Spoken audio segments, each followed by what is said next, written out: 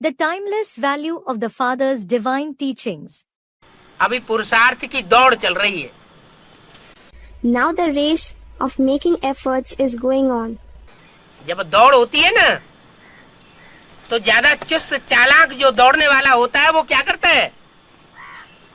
When the race takes place, then what does the more fast and clever runner do?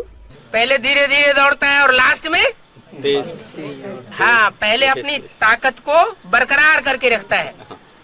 He runs slowly in the beginning. And what does he do in the last? Yes. Initially he saves his energy. ऐसे ना हो जाए पहले ही थक जाए. धीरे धीरे दौड़ता है और बाद में सारी ताकत एड़ी चोटी की लगा देता है. It should not happen that he gets tired in the beginning itself. He runs slowly. And later on, he uses all the energy from head to toe. जैसे दुनियावी एग्जाम में भी बहुत से ऐसे होते हैं, सारा वर्ष कोई खास पढ़ाई नहीं पढ़ेंगे और जब एग्जाम के दिन आएंगे तो क्या करेंगे? दिन रात एक करके सारी ताकत लगा देंगे. For example, even in the worldly exam, there are many such people. They will not study that seriously throughout the year. And when the exam is nearing, then what do? They invest all their energy throughout the day and night. रात में 2 घंटे सोएंगे और 22 घंटे पढ़ाई पढ़ेंगे. They will sleep for 2 hours in the night and study for 22 hours. और number ऊंचा ले लेते. And they obtain the higher number. तो हमारी तो रूहानी पढ़ाई है, हैं?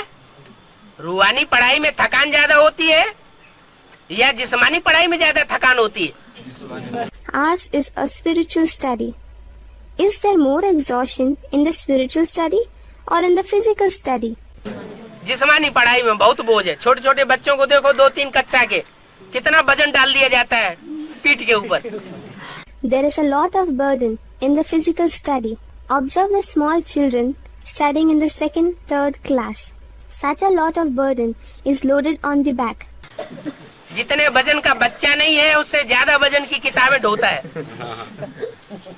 The weight of the books carried by the child is more than the weight of the child.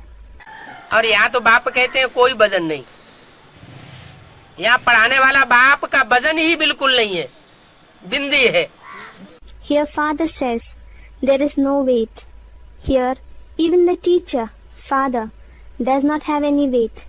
He is a point. वो तुम्हारा सदगुरु है. इससे ऊंचा सच्चा गुरु और कोई दुनिया में मिलेगा नहीं. He is your true preceptor.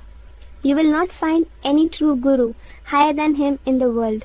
अगर ये हल्की से हल्की सहज से सहज पढ़ाई में भी पीछे नंबर रह गया तो और जो पढ़ाइयाँ हैं उनमें आगे नंबर लेने से कोई फायदा नहीं. If the number lags behind, even in this lightest and easiest study, then there is no use taking higher numbers in the remaining studies.